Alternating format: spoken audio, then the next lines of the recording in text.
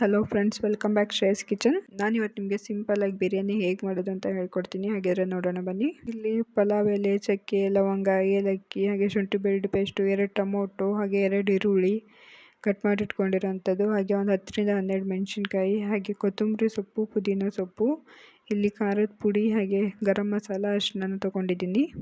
ನಾನು ಈ ಲೋಟದಿಂದ 1-2 ಲೋಟ ಆಗೋಷ್ಟು ಅಕ್ಕಿನ ತೊಗೊಂಡಿದ್ದೀನಿ. ಇಲ್ಲಿ ಮನೇಲಿ ಮಾಮೂಲಿಯಾಗಿ ಯೂಸ್ ಮಾಡೋಂಥ ಅಕ್ಕಿನ ತೊಗೊಂಡಿದ್ದೀನಿ. ಅದರಲ್ಲಿ ಸ್ವಲ್ಪ ಬಾಸ್ಮತಿ ರೈಸ್ನ ಸೇರಿಸ್ಕೊಂಡಿದ್ದೀನಿ.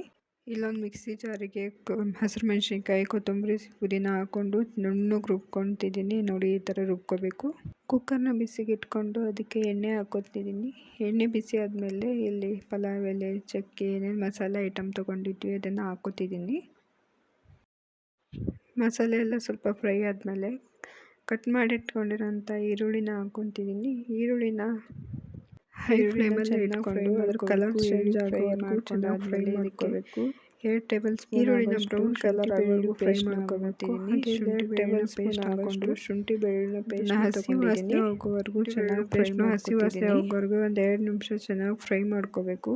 ಚೆನ್ನಾಗಿ ಫ್ರೈ ಆದಮೇಲೆ ರುಬ್ಬಿಟ್ಕೊಂಡಿರೋಂಥ ಕೊತ್ತಂಬರಿ ಸೊಪ್ಪು, ಪುದೀನ, ಮೆಣಸಿನ್ಕಾಯಿದ ಮಸಾಲನೇ ಹಾಕ್ಕೊಂಡು ಅದನ್ನು 1-2 ನಿಮಿಷ ಚೆನ್ನಾಗಿ ಫ್ರೈ ಮಾಡ್ಕೋಬೇಕು. ಇದು ಫ್ರೈ ಆದಮೇಲೆ ಟೊಮೊಟೊ ಕಟ್ ಮಾಡಿ ಇಟ್ಕೊಂಡಿದ್ವಲ್ಲ ಅದನ್ನು ಸೇರಿಸ್ಕೊಂಡು ಟೊಮೊಟೊ ಚೆನ್ನಾಗಿ ಸ್ಮೂತ್ ಆಗೋವರೆಗೂ ಚೆನ್ನಾಗಿ ಫ್ರೈ ಮಾಡಬೇಕು. ಟೊಮೊಟೊ ಫ್ರೈ ಆದಮೇಲೆ ಇಲ್ಲಿ ನಾನು 1 kg ಚಿಕನ್ನ ತೊಗೊಂಡಿದ್ದೀನಿ. ಚಿಕನ್ನ ಚೆನ್ನಾಗಿ ವಾಶ್ ಮಾಡಿಕೊಂಡು ಹಾಕ್ಕೊತಿದ್ದೀನಿ. ಚಿಕನ್ನ ಹಾಕ್ಕೊಂಡು ಒಂದ್ಸರಿ ಚೆನ್ನಾಗಿ ಮಿಕ್ಸ್ ಆದಮೇಲೆ ಇಲ್ಲಿ ಗರಂ ಮಸಾಲ, ಅರಿಶಿನ ಪುಡಿ, ಖಾರದ ಪುಡಿನ ಹಾಕ್ಕೊಂಡು ಹಾಗೆ ರುಚಿಗೆ ತಕ್ಕಷ್ಟು ಉಪ್ಪನ್ನ ಹಾಕ್ಕೊತಿದ್ದೀನಿ.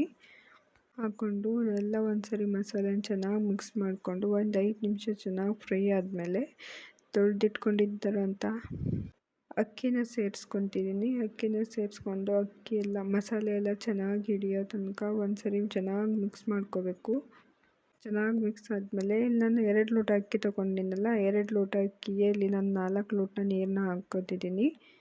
ನಾನು ತೋರಿಸ್ತಿರೋ ವಿಧಾನದಲ್ಲಿ ಒಂದ್ಸರಿ ಟ್ರೈ ಮಾಡಿ ನೋಡಿ ಫ್ರೆಂಡ್ಸ್, ತುಂಬ ಚೆನ್ನಾಗಿ ಬರುತ್ತೆ. ಪ್ಲೀಸ್ ಟ್ರೈ ಮಾಡಿ ನೋಡಿ. ಇನ್ನೂ ಯಾರೆಲ್ಲ ಚಾನಲ್ನ ಸಬ್ಸ್ಕ್ರೈಬ್ ಮಾಡ್ಕೊಂಡಿಲ್ಲ ಪ್ಲೀಸ್ ಸಬ್ಸ್ಕ್ರೈಬ್ ಮಾಡ್ಕೊಂಡು ನೋಡಿ ಫ್ರೆಂಡ್ಸ್.